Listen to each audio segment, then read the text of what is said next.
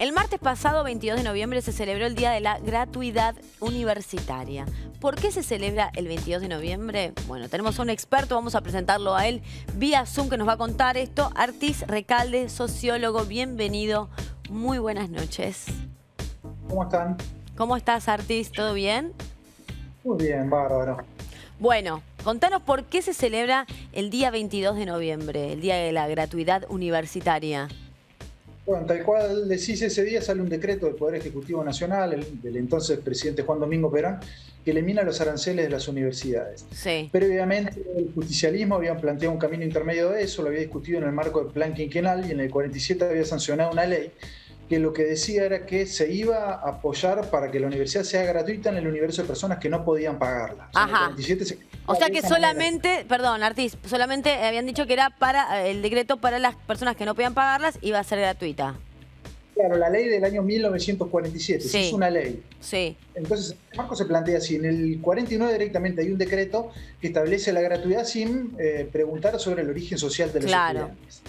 Esto tuvo tres grandes dimensiones. Por un lado, una social, obviamente, la democratización del ingreso a la educación superior de sectores tradicionalmente ajenos a la universidad. Claro. La segunda cuestión fue política. Imagínense que a partir de ahora los abogados, los médicos eran de origen familiar, de familias trabajadoras. Claro. Entonces cambió el componente político de la clase dirigente. Empezó a haber diputados, senadores de familia trabajadora.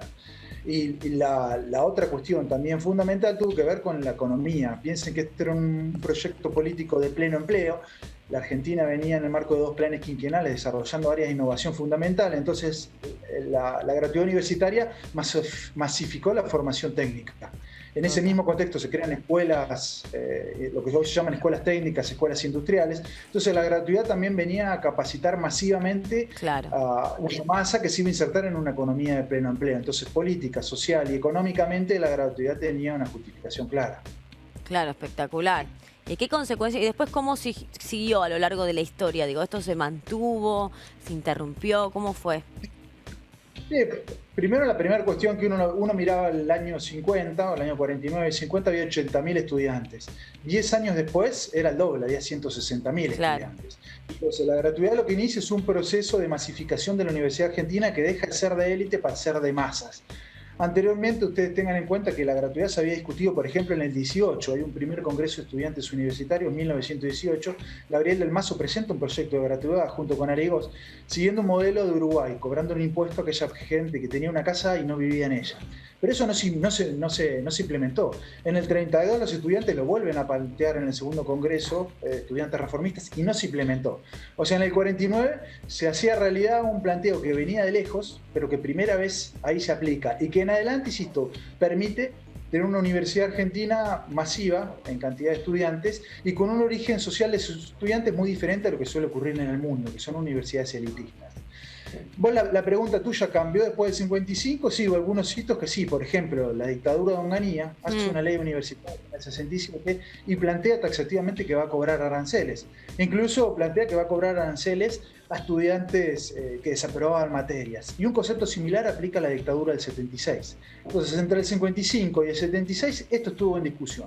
El tercer gobierno justicialista, en el año 1973, vuelve a la gratuidad universal del sistema, lo cual permite masificar el ingreso de estudiantes. Y en el 83, la dictadura quiere ir un poquito para atrás, en el 83 nuevamente, en este caso el gobierno de Raúl Alfonsín, vuelve a plantear la gratuidad universal, lo cual también allanó el camino para la masificación de la universidad. Si uno mira la universidad en el 73, hubo un ingreso masivo de estudiantes, en 1983 ocurre lo mismo.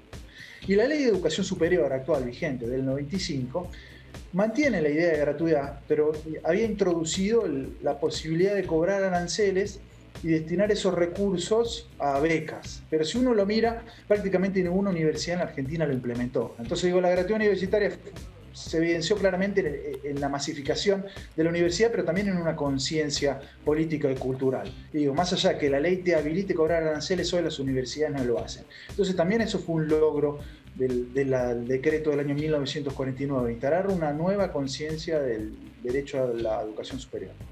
¿Y qué papel jugaban los estudiantes para que la gratuidad se mantuviera? Mira, en el 18, podemos decir, de 1918 en adelante, esto fue una corriente continental, porque insisto, en el 18 nuestros dirigentes estudiantiles, Gabriel del Mazo, que después fue una figura prominente del radicalismo, planteaba la gratuidad siguiendo el modelo de Uruguay, o sea, no era un tema originariamente de la Argentina. Entonces los estudiantes, no solo en nuestro país, sino hacia América Latina, las primeras décadas del siglo XX llevan la bandera. Después, para ser justos, el decreto de la gratuidad de Perón fue más un mandato de impronta sindical, por la fuerte participación sindical que tenían dentro del justicialismo, la Confederación General del Trabajo. Y después del 55 en adelante, el movimiento estudiantil sigue en distintas corrientes políticas, algunas nacionalistas, unas vinculadas al peronismo y otras no, otras a la izquierda y al radicalismo. Y en general, toda esa corriente estudiantil hubo acuerdo de la gratuidad universitaria como valor.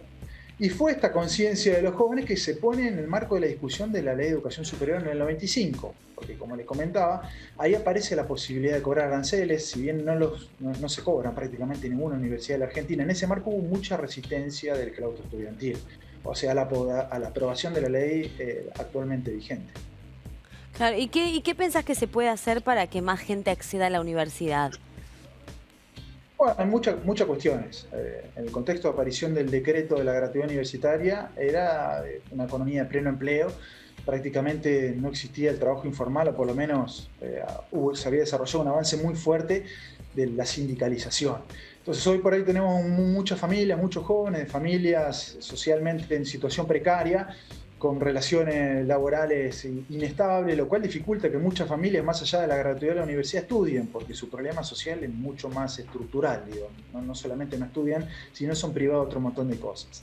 Y después también tenemos un problema serio en la Argentina, que es ciertos inconvenientes de nivel que tenemos en la escuela secundaria pública. Entonces, posiblemente esos serían dos contextos que auspiciarían las condiciones para la masificación de la universidad: el mejoramiento de las condiciones sociales de buena parte del pueblo argentino y el mejoramiento del funcionamiento del nivel secundario, que hace que en muchos casos estudiantes ingresen a la universidad. Claro. Hay muchas universidades nuevas, entre Néstor y Cristina abren 19, es el proceso de expansión universitaria más importante de la historia argentina. Ahora, hay muchos de esos estudiantes que por problemas de capital cultural tienen altas tasas de deserción. Y después me parece que hay un tema fundamental, que es impulsar sistemas de becas universitarias, que hoy existen, pero posiblemente darle mucho más fortaleza económica. Hoy por ahí hay buenos sistemas de becas, pero los montos son relativamente bajos, lo cual no garantiza que muchas familias con problemas puedan mandar a sus hijos a la universidad. Claro, total. Y una vez que entras a la universidad, ¿cómo haces para mantenerte, no? Bueno, sí, tal cual. Bueno, la Universidad Argentina tiene una tasa de deserción bastante alta, ¿no? Por distintos motivos, pero hay cuestiones sociales, pero también hay cuestiones de capital cultural de los estudiantes ingresantes, y después hay cuestiones de dinámica de funcionamiento, ¿no? La universidad tiene una exigencia mucho más alta que los niveles anteriores y suele haber cierta distancia entre lo que venía recibiendo el estudiante de la secundaria y lo que se encuentra. Entonces, para eso también hay que trabajar un sistema de relaciones mucho más fuerte entre la universidad y la escuela secundaria, que se ve muy claramente en los colegios de la universidad. Pero para ser franco, no se ve necesariamente en el conjunto de las escuelas que en todas las provincias son reguladas por el gobierno provincial. Entonces, en esos saltos entre la administración provincial de la escuela secundaria y la Universidad Nacional suele haber una distancia bastante grande que induce la deserción. Perfecto, Artis. Bueno, muy interesante todo lo que contás. Muchísimas gracias por estar aquí en Desde el Conocimiento. Gracias por esta entrevista. Hasta la próxima. Gracias.